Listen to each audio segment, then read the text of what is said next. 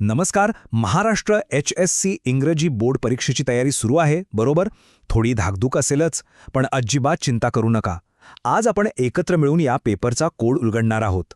एकदम सोप्या भाषेत समजून घेऊया की यात नक्की काय आहे. तर मग सगळ्यात महत्त्वाचा प्रश्न, 80 मार्कांच्या या पेपरकडे एक मोठं आव्हान म्हणून बघायचं की त्याला एका क्लिअर स्ट्रॅटेजीमध्ये बदलायचं. साहजिक आहे, परीक्षेचं नाव ऐकल्यावर थोडं टेन्शन येतच, पण खरं सांगतो, एकदा का आपल्याला योग्य माहिती मिळाली आणि तयारीची दिशा कळली की आपण यावर आरामात मात करू शकतो. ओके, चला तर मग सुरुवात करूया. इंग्रजी पेपरचा आपण एक प्रकारे डिकोडिंगच करणार आहोत. बघा, कोणत्याही परीक्षेला सामोरं जाण्याआधी तिची रचना, तिचा पॅटर्न समजून घेणं हे सगळ्यात महत्त्वाचं आहे. म्हणजे आपल्याला कळतं की नक्की कोणत्या गोष्टीवर फोकस करायचंय. तर एकूण 80 गुण आणि वेळ फक्त 3 तास. म्हणजे विचार करा, प्रत्येक मिनिट किती महत्त्वाचं आहे. आणि म्हणूनच वेळेचं नियोजन, एक पक्की स्ट्रॅटेजी असणं किती गरजेचं आहे हे वेगळं सांगायला नको. चला, आता वळूया पेपरच्या पहिल्या सेक्शनकडे. सेक्शन 1 प्रोज म्हणजेच गद्य. हा विभाग आपली आकलनशक्ती म्हणजे आपण किती समजून घेऊ शकतो आणि भाषेवर आपली पकड किती घट्ट आहे हे तपासतो. चला बघूया यात नक्की काय काय विचारलं जातं. आणि गंमत म्हणजे पेपरमधले उतारे हे काहीतरी कोरडे, नीरस नसतात. ते अनेकदा आपल्या भावनांना हात घालणारे असतात. हे बघा, 2023च्या पेपरमधलं हे वाक्य, I was feeling quite lonely and terrified in Mumbai in general and IIT in particular. ह्यात जी एकटेपणाची भावना आहे ना, मुंबईसारख्या शहरात, IIT सारख्या मोठ्या संस्थेत, ही भावना कुठेतरी आपल्यापैकी अनेकांना रिलेट करता येईल, नाही का? आता बघा, प्रत्येक पॅसेजवर जे प्रश्न विचारले जातात ते काही साधे नसतात. ते आपली वेगवेगळी स्किल्स तपासतात. म्हणजे A1 सारखे प्रश्न फॅक्ट्सवर आधारित असतात. उतारा वाचून उत्तरं शोधा. A2 मध्ये थोडं खोलवर जाऊन विश्लेषण करावं लागतं. A3, A4 हे तर पर्सनल रिस्पॉन्सचे आहेत, म्हणजे तुमचं स्वतःचं मत काय आहे. आणि मग A5, A6 हे ग्रामर आणि व्होकॅब्लरीसाठी.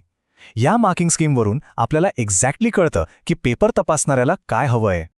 आणि ग्रामरमध्ये अचूकता किती महत्त्वाची आहे हे या उदाहरणावरून बघा. थो वापरल्यावर वाक्यात पुन्हा बट वापरायचा नाही. ही एक खूप कॉमन चूक आहे.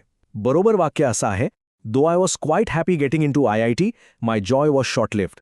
बघा, किती लहानशी गोष्ट आहे, पण अशाच चुकांमुळे आपले हक्काचे मार्क जातात. पण थांबा, सेक्शन 1 इथेच संपत नाही. यात फक्त पॅसेजेस नाहीत, तर यात नॉन टेक्स्च्युअल ग्रामर पण आहे. म्हणजे तुमच्या पुस्तकाच्या बाहेरचे ग्रामरचे प्रश्न. मग आहे समरी रायटिंग, म्हणजे दिलेल्या पॅसेजचा सारांश लिहिणं. आणि एक इंटरेस्टिंग गोष्ट म्हणजे माइंड मॅपिंग, म्हणजे तुमच्या विचारांना एका डायग्रामच्या रूपात मांडणं. तर ह्या सगळ्याची तयारी करणंही तितकंच महत्त्वाचं आहे, हे लक्षात ठेवा. चला आता जाऊया सेक्शन 2 कडे. पोएट्री म्हणजे कविता. हा असा विभाग आहे जिथे आपलं विश्लेषण आणि आपल्या भावना दोन्हीची कसोटी लागते. बघूया यात काय खास आहे. 2023च्या पेपरमधल्या द इंचकेप रॉक या कवितेतल्या ह्या ओळी बघा. But even in his dying fear one dreadful sound could the rover hear. क्या नाट्यमयता आहे, नाही का? ह्यातूनच कळतं की कवितेच्या सेक्शनमध्ये फक्त वरवरचा अर्थ नाही, तर खोलवर जाऊन विश्लेषण करण्याची गरज आहे. आणि हो, या विभागात इन्व्हर्जनसारखे फिगर्स ऑफ स्पीच किंवा काव्यिक अलंकार ओळखता येणं खूप महत्त्वाचं आहे. आता इन्व्हर्जन म्हणजे काय? एकदम सोपं आहे. वाक्यातील शब्दांचा जो नॉर्मल क्रम असतो ना, तो कवी मुद्दाम बदलतो. कशासाठी? तर कवितेला एक वेगळी लय किंवा जोर देण्यासाठी. म्हणजे इथे फक्त कवितेचा अर्थच नाही, तर तिची रचना कशी केली आहे हे समजून घेणंही महत्त्वाचं आहे. ओके, आता येतो सगळ्यात महत्त्वाचा भाग, सेक्शन 3 रायटिंग स्किल्स. खरं सांगायचं तर इथेच तुमची स्ट्रॅटेजी आणि तुमची रचना सगळ्यात जास्त कामाला येते. इथे चांगले गुण मिळवणं अगदी शक्य आहे. चला एक उदाहरण बघूया. 2023च्या पेपरमधला हा प्रश्न. तुमच्या मित्राला संकेतला साधारण 50 ते 75 शब्दात एक व्हर्च्युअल मेसेज लिहायचा आहे. एकदम प्रॅक्टिकल आणि रोजच्या जगण्यातला विषय आहे, नाही का? पण चांगली बातमी काय आहे माहितीये? अशा प्रश्नांसाठी एक ठरलेला फॉर्म्युला आहे. हो, म्हणजे काही स्पष्ट नियम आहेत, गाईडलाईन्स आहेत, आणि त्या फॉलो केल्या की आपलं काम एकदम सोपं होऊन जातं. तर मग काय आहे हा फॉर्म्युला? बघा, व्हर्च्युअल मेसेज लिहिण्यासाठी या 5 सोप्या स्टेप्स आहेत. स्टेप 1, सगळ्यात महत्त्वाचे पॉइंट्स कोणते आहेत ते ओळखा. स्टेप 2, तारीख आणि वेळ हे विसरायचंच नाही. स्टेप 3, मेसेज कोणासाठी आहे त्या व्यक्तीचं नाव लिहा. स्टेप 4, मग लिहा तुमचा मुख्य मेसेज. आणि सगळ्यात महत्त्वाचं स्टेप 5, भाषा एकदम सोपी आणि सरळ ठेवा. बघा, या ठरलेल्या रचनेमुळे आपलं काम किती सोपं होतं. आणि हे बघा, ही आहे ऑफिशियल मार्किंग स्कीम. यावरून आपल्याला एकदम क्लिअर होतं की मार्क कसे दिले जातात. 2 मार्क आहेत तुमच्या कंटेंटसाठी, म्हणजे तुम्ही काय लिहिलंय यासाठी. 1 मार्क आहे विचारांच्या क्रमासाठी, म्हणजे सिक्वेन्ससाठी. आणि 1 मार्क आहे योग्य भाषेसाठी. म्हणजे आता आपल्याला नक्की माहीत आहे की परीक्षकाला आपल्याकडून काय हवंय. चला तर मग आपण आतापर्यंत जे काही पाहिलं त्यातून मिळालेले महत्त्वाचे धडे एकत्र करूया. यशाचा मार्ग कसा तयार होतो ते बघूया.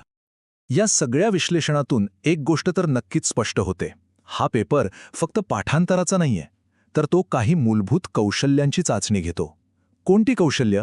तर क्रिटिकल रीडिंग म्हणजे चिकित्सकपणे वाचणं, ग्रामरमध्ये अचूकता, शब्दांचा योग्य वापर आणि आपल्या विचारांना व्यवस्थितपणे मांडणं.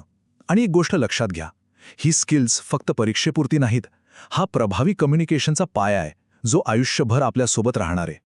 आणि जाता जाता एक विचार करायला लावणारा प्रश्न, ही फक्त एक परीक्षा आहे की भविष्यातल्या कोणत्याही करिअरसाठी मिळणारं एक प्रभावी कम्युनिकेशनचं ट्रेनिंग आहे? कारण या पेपरच्या तयारीतून आपण जी कौशल्य शिकतो ती खरंच आयुष्यभर उपयोगी पडणारी आहेत.